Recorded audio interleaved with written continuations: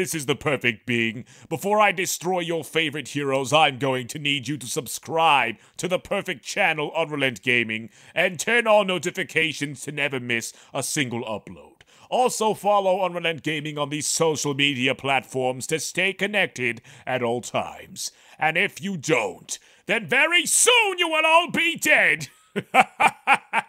Along with your entire planet. What is going on, Dragon Ball fans? Welcome to part 2 of the Dragon Ball Christmas Q&A special. The holiday festivities continue on today's episode of part 2 of the Dragon Ball Q&A Christmas special. So if you guys have any questions that you would like to be featured on a video, then make sure you guys do one of two things, if not both. Post your comments and questions down in the comment section below of this video, or follow me on Twitter, twitter.com/UnrealEntGaming, and tweet me your questions if you guys would love to see your questions be featured on a future video. Of course, for all intents and purposes, I want to wish you guys a very happy holiday season. So with all that being said, let's not waste any more time and begin with the very first question of the day, which comes from Jacob and asking, "Hey Unreal, love what you've been doing and I love how consistent you've been even after Dragon Ball Super ended. Keep doing what you've been doing, especially with all your other content you've been posting on your Unreal Network channel. Thanks, man. My only question is, why Broly? Why was Broly chosen to be the main villain of this new movie? Out of all the possibilities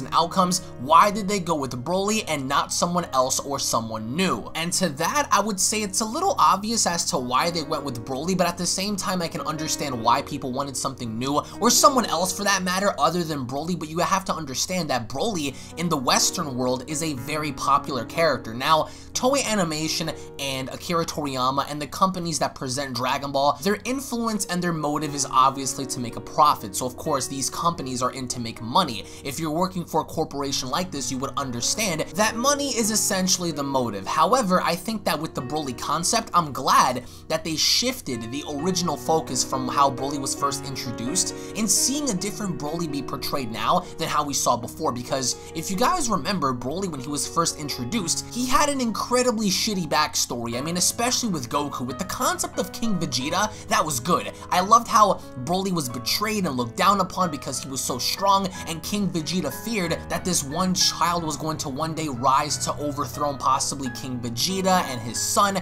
So I loved how King Vegeta had to dispose of Broly early by stabbing him, which in turn created a deeper hatred for King Vegeta by Paragus and Broly. But then they shifted the narrative in Broly hating Goku more just because Goku had embarrassed him and he made Broly cry, and we heard how the other scientists and the people around the area were basically comparing Goku's power to Broly, and Broly having a power level of 10,000 and Goku only having a power level of 2, and then Goku having to basically make Broly cry and frustrating him, although Broly was strong. So that was a really stupid concept. Here, it's an entirely new Broly. Even though they're keeping the formula of Broly having to be a brute intact, they're still shifting the narrative in allowing Broly to feel different and evolving him as a character. But I also do personally feel that they should have gone with something different. The only different factors that we've gotten in Dragon Ball Super was Zamasu and Goku Black. I don't want to include characters like Hit or characters like Jiren in labeling them as villains. They were definitely the opposition to Goku, Vegeta, and Universe 7, but not directly influenced as a villain. And yes, to an extent, I guess you can consider Frieza, but then Frieza went from being a villain to being somewhat of an ally, and now we have him having a role in this movie. I don't really consider Frieza to be anything new, but I definitely did like the concept of Frieza coming back. He had more development, he had a new form, and they tried to make light of how he achieved it and why. So at least they went as far as to explain Frieza's concept. But for Broly, Broly has a very interesting influence on not only the Japanese audience, but the American audience as well. So, you know, to appeal to the market, they're obviously going to sell lots of merchandise, they're going to sell DLC, they're going to sell posters and t-shirts. So it's a good thing for them to choose Broly, and I love how they didn't keep the original concept in terms of his story or having to bring him back. He is an entirely new character. So I do agree, I would definitely want someone new. I definitely want to see what lies outside of the existing 12 universes, perhaps the ones that were destroyed, or perhaps if they decided to bring other characters back. For example, it would have been really cool to introduce Cooler as a main canon character within the Dragon Ball Super series, or if they didn't want to re-scrap the concept of a movie villain, introduce somebody somebody new, perhaps maybe a Kaioshin, perhaps maybe a rogue god, or something different perhaps. But I think that Broly has to be given a chance, especially for this movie, and I think that Broly needs to be looked at differently in comparison to movie 8, Bio Broly, and all of that stuff. So I think that for Broly, it's a cool concept only if they do it right and they explain the context as to why he's so strong and why he's here to begin with. So either way, Jacob, I want to say thank you so much for your questions, bro, and I hope you have a fantastic holiday season, my friend. And now moving on to the next question, which comes from Jonathan and asking, love your content, big homie, much love from the west side. Just wanted to ask you on how you feel Dragon Ball Super would have been like if Vegeta was the one who obtained Ultra Instinct first before Goku, and how that would have changed the whole perspective of the show. Well, I think looking at it from an objective point of view, it would have been really cool to see Vegeta, for once, achieve something that Goku could not achieve. I think that it would have been really cool in Vegeta's aspect to see him dominate the tournament in using Ultra Instinct, but then again, I like the concept of Vegeta having Ultra Instinct because of his ruthless aggression, because of the raw emotion Vegeta has, in not only fighting for his pride, but as we saw in the show, he's fighting for Bulma, for Trunks, and even for Kaba. He's taken a huge liking upon Kaba, and I feel like Vegeta had a motive then to show Kaba what it was like to be a teacher, to be a master, to be someone ahead of his time. So I think that it would have been cool to see at least Vegeta get Ultra Instinct Omen if that was the case, but then again, it's like, it was Goku's calling, it was Goku's tournament, he was the one that suggested this to the Omni King, he was the one that suggested this entire tournament from the get-go, and I feel like the whole narrative did fit Goku's agenda and Goku's agenda only, but it also made sense in this having to be Goku's arc, this having to be Goku's story, Goku having to fight against the strongest. However, I think that if Vegeta obtained Ultra Instinct, whether UI Omen or mastered Ultra Instinct, it would have been really interesting to see how he would have compared to Jiren at full power. I think that Vegeta is the type of person that would get the job done relatively quick, but then again, Goku was about to get the job done quick too before, you know, the Ultra Instinct power ran out on him and he crashed and burned right before Jiren. And remember, I had done a video a few months back explaining the concept behind why Jiren lost the tournament, why he felt the way he felt about Frieza, 17, and Goku. He was emotionally defeated. It's not the fact that Jiren was beaten physically, he was destroyed emotionally. So with that being said, he didn't have the motive, he didn't have the inspiration, the drive to continue anymore because he was defeated. His pride was torn to shreds. And I feel as if Vegeta had Ultra Instinct, I think that Vegeta would definitely be cocky, I think that Vegeta would definitely be overconfident, I think that Vegeta may feed into his ego so much so to where perhaps maybe at the very end, right before getting the job done, I could see Vegeta doing what he did against Jiren with the final flash and kind of laughing and mocking him and saying, well, where is your pride now, strong warrior, you know, something like that before Vegeta gets put in his place. I think that mastered Ultra Instinct Vegeta would have been great, I think that mastered UI Vegeta would have dominated, but I think that just like Goku, something would have happened to where Vegeta would have crashed and burned as an end result of his mastered Ultra Instinct powers having to wear out just like Goku. But I think that if Vegeta were to gain Ultra Instinct, not only would the Vegeta fans be very satisfied, but also you're giving the character a chance. You're giving the character a chance to swim instead of sink. You're giving the character a chance to develop, and you're giving the character a chance to shine through even when the main character is kind of falling back and regressing during the story, even though at some point he may catch up or be ahead. It still would have been really great to see, even though they gave Vegeta Super Saiyan Blue Evolution, I think that if anything, he should have gained at least Ultra Instinct Omen during that tournament just to make him feel relevant to Goku during that time. But either way, Jonathan, thank you so much for your questions, bro, and I hope you have a fantastic holiday season, my friend. As we move on to the next question, which comes from Anna Rodriguez and asking, how would you feel if Broly, let's say hypothetically, was the first mortal to rival an angel in power? We've reached a point where mortals have reached or surpassed gods, but what about angels? Is this something that seems too far-fetched, or is it realistic? Well, I think that it's very realistic, however, because remember, Dragon Ball Super is very unpredictable. Just when you thought you had everything figured out, it's like they swerve you. Is Broly, let's say as a hypothetical, angel level? Absolutely not. I think that right now, currently, the angels are way stronger than Jiren, Goku, Vegeta, Broly, Vegito, whoever. I think that characters like Whis, Vados, you know, Margarita, I think that these angels cannot be touched right now when it comes to power, when it comes to technique, when it comes to intelligence. So no, I don't think that anybody currently is angel level, nor do I believe that any one of them should be angel level. However, when it comes to gods, yeah, I mean, Goku with his mastered Ultra Instinct form has surpassed the powers of a god. We know that Broly is said to be stronger than a god. Jiren was supposed to be someone that a god cannot defeat. So yes, we've entered the realm of mortals reaching and or surpassing levels of a destroyer. However, when it comes to angels, I don't think it's too far-fetched of an idea, but you're going to have to really explain as to how,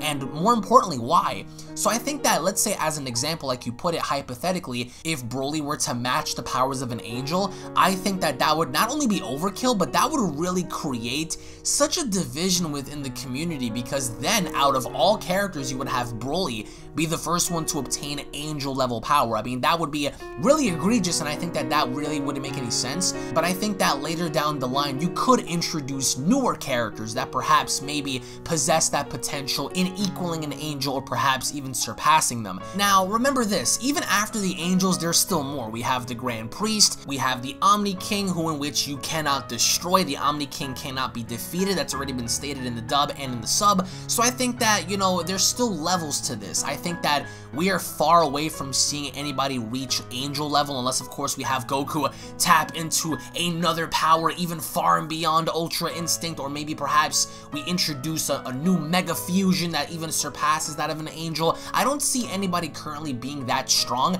However, if that were to be the case, I definitely wouldn't see Broly being that person, but let's say hypothetically if it was, it just really would be so out of whack in the idea that Broly is that strong. Okay, fine, how do you stop him? How do you defeat him? How do you defeat someone right now who is angel level, if he was to be angel level, if characters now barely even surpass that of a god? And we know that right now the angels are much more powerful than any of the gods of destruction. So I think that it is realistic. I think that maybe down the line that's bound to happen in introducing characters of that magnitude, but as of this recording, as of right now, I don't see anybody personally reaching that caliber. But if that were to happen, I can rest assured and I guarantee you that it definitely wouldn't be Broly. That's definitely a given. So either way, Anna, I want to thank you so much for your question, and I hope you have a wonderful holiday season. And also guys, don't forget to follow me on Twitter for more information updates and to stay connected with me, because Twitter is a platform that I always use. So I would love to hear from you guys on there, especially in the future as we are going to be doing Twitter Q&As or whatnot. But moving on to the next question, which comes from DuskFan199 and asking, what if Perfect Cell were to absorb Super Android 17? How do you think this would affect Dragon Ball GT? Also, how do you think this would affect Dragon Ball Super if Perfect Cell came back and someone absorbed current 17? What do you think would happen then? By someone, I'm assuming that you're talking about Perfect Cell, because I wouldn't really see anybody else absorbing 17. However, I want to answer the first part of your question. Now, if Perfect Cell absorbed Super Android 17, yes, he would be very powerful. I think that Cell would be equal, if not way more powerful than a Super Saiyan 4, that's for sure. And that would have given Cell more of a motivation to become even more perfect than what he is. Now, again, perfection is very subjective, and I think that even though Cell thinks that he's perfect, he's really not. So with Super Android 17, can you imagine the design? Can you imagine how Cell would look like if you were to absorb him? And I think that 17 was a very powerful adversary to Goku during that time, and I think that if Perfect Cell were to absorb him, he would definitely be stronger than Super Saiyan 4, which would only mean that if Goku doesn't recruit Vegeta in helping him, then I think that they would all die. I'm not sure if Perfect Cell Super Android 17 absorb will be stronger than Omega, but I think that he would definitely give the Shadow Dragons a run for their money. But in terms of Cell absorbing current 17, see, you have to also ask the question, how would Cell even come back and absorb 17 to begin with? We know that in Dragon Ball Z, Cell beat down 17 before he absorbed him, so that's definitely not happening now, especially with 17 having to be so powerful. So I think that 17 would dominate Cell. However, let's say theoretically speaking here, if Cell were to absorb current 17, then of course he would be very powerful. If anything, he would probably be stronger than Golden Frieza, probably stronger than Ultimate Gohan, and Perfect Cell at that point would be a huge threat to everybody there, considering Cell's intelligence and seeing how Cell factors in so many assets of the Saiyans and Frieza's genetics. Like, he would be a very formidable foe, and a lot of people want to see Cell return, myself included. If you look at Cell's genetic makeup, he is a very deadly individual because Cell could adapt to essentially anything. He has the Saiyan genetics of the strongest warriors. He has Goku, Vegeta, he has Frieza, he has the Namekian cells to regenerate. This guy would be, you know, a threat to everybody, especially then if he were to continuously upgrade himself and add on more to his genetic makeup. And I think that with 17, I'm not sure how much he would change in terms of appearance, but in terms of power, hell yeah, you know, Perfect Cell current 17 and or Super Android 17 absorbed would be unquestionably strong. I think that's stronger than Super Saiyan Blue and Super Saiyan 4 in each respective, and it's only logical for that to happen. But I think that, first of all, you have to, you know, allow Cell to absorb either party. I think that Cell would not have an easy time absorbing either 17 from either timeline, but I think that by the end of it, Cell would be very strong. I'm just not sure how he would change in terms of appearance and perhaps maybe his philosophy. I'm not sure if his philosophy is going to change. I'm not sure if, you know, he's going to change his motives in fighting Goku. It's really up in the air, but I think that without a doubt,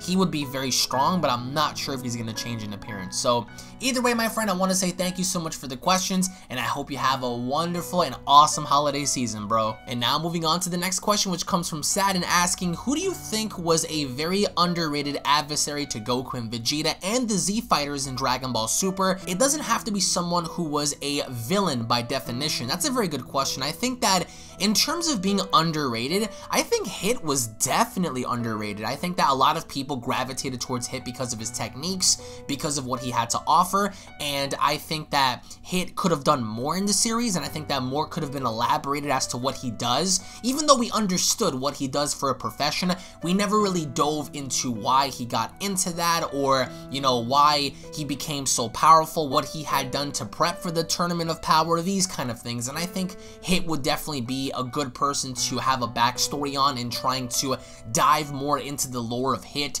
his power, who taught him stuff, you know, things of that nature. And I think that Hit definitely deserves more, especially in Super, because he was one of the first characters that we saw in Super that made us go, whoa, what is this dude doing? Like, he was using Toki Tobashi, which is time skip. He ended up using the time cage. He had different fighting styles. He was ultimately able to adapt to Super Saiyan Blue and to other concepts and fighters, and that was a really cool thing to see.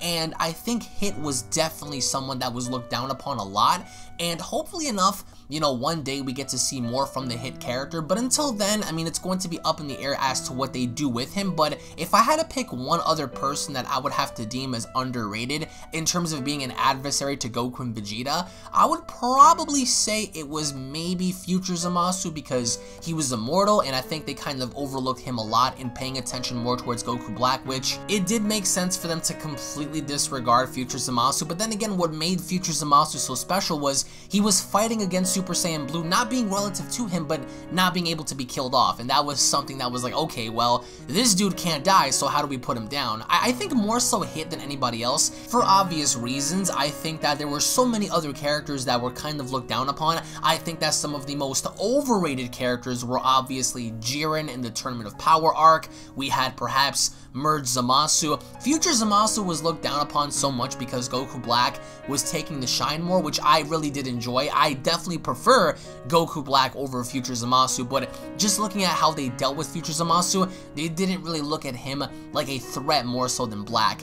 But if I had to choose one other person off the top of my head, I would probably choose Copy Vegeta. I mean, even though the Putafu stuff was kind of stupid and it was really dumb the way they executed it, I really did enjoy seeing Copy Vegeta fight Goku, Copy Vegeta basically go against the grain and having to go up against Vegeta. It was really cool. It was a really cool moment. So I think that down the line, they could do more with that kind of a concept. But by the end of it, I think that the person that I really thought was very underrated and very underused was definitely hit. So anyways, Mr. Sad, thank you so much for your questions, bro, and I hope you have a fantastic holiday season. And once again, everybody, I do want to say thank you all so much for watching this edition of the Dragon Ball Q&A Christmas Special Part 2. I hope you guys enjoyed. If you guys have missed out Part 1 of the Dragon Ball Q&A Christmas Special, check it out, guys. I posted that video yesterday, so I hope you guys grab some beverages and sit back and enjoy. If you guys have any questions to ask me, all you guys have to do is one of two things, and that's post your comments in the comment section of this video to be featured, and